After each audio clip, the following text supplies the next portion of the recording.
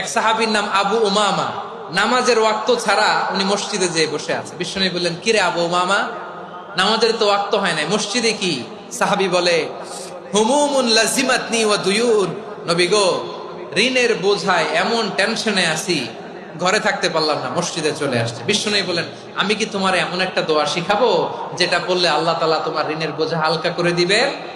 আবু উমামা বললেন, ইয়া রাসূলুল্লাহ, অবশ্যই শিখাবেন। বিশ্বনবী বললেন, তাহলে তুমি পড়বা, আল্লাহুম্মা ইন্নী আউযু বিকা মিনাল হাম্মি ওয়াল হাযান ওয়া আউযু বিকা মিনাল জুবনি ওয়াল বুখল ওয়া আউযু বিকা মিন গালাবাতিদ দাইনি ওয়া কাহরির রিজাল।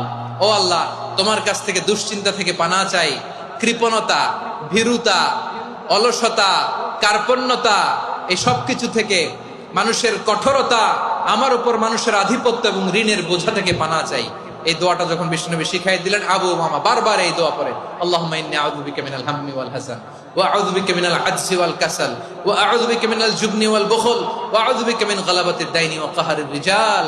আবু উমামা বলে, এই দোয়া আমি পড়তে লাগলাম আর পড়তে লাগলাম, কিছুদিন পরে দেখা গেল বিশ্বনবীর শেখানো এই দোয়ার বদৌলতে আল্লাহ তাআলা আমার সব ঋণ পরিশোধের ব্যবস্থা করে দিয়েছেন।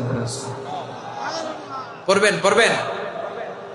আমার প্রিয় পটুয়াখালীর ভাইয়েরা, বিশ্বনবীর জামাতা সাইয়্যিদিনা আলী রাদিয়াল্লাহু তাআলা আনহুর কাছে এক লোক এসে বলে, হে আলী, ঋণের বোঝায় আমি জর্জরিত, আমার কিছু অর্থ দিয়ে সাহায্য করো। সাইয়্যিদিনা আলী রাদিয়াল্লাহু তাআলা আনহু বললেন, আমি কি তোমারে এমন একটা দোয়া শিখাবো যেটা বিশ্বনবী আমাদের শিখিয়েছেন?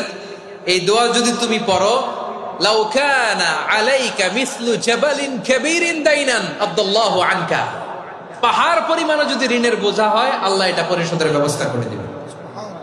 ছোট্ট একটা দোয়া বিশ্বনবী শিখালেন, বললেন, তুমি পড়বা, আল্লাহুম্মা কফিনি বিহালালিকা আন হারামিকা ওয়া আগনিনি বিফাদলিকা আম্মান সিওয়াক। মুখস্থ আছে? হ্যাঁ, আছে। আল্লাহুম্মা কফিনি বিহালালিকা আন হারামিক, আল্লাহ তোমার হালাল দিয়ে আমাকে পরিতুষ্ট করো, হারাম থেকে বাঁচিয়ে রাখো, আর তোমার অনুগ্রহে মানুষের মুখাপেক্ষী যেন আমি না হই, আমি যেন সবসময় তোমার মুখাপেক্ষী হয়, ওই তৌফিক দিও। সুবহানাল্লাহ পড়েন।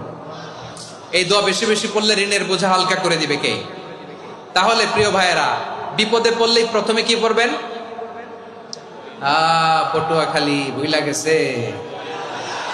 বিপদে পড়লেই প্রথমে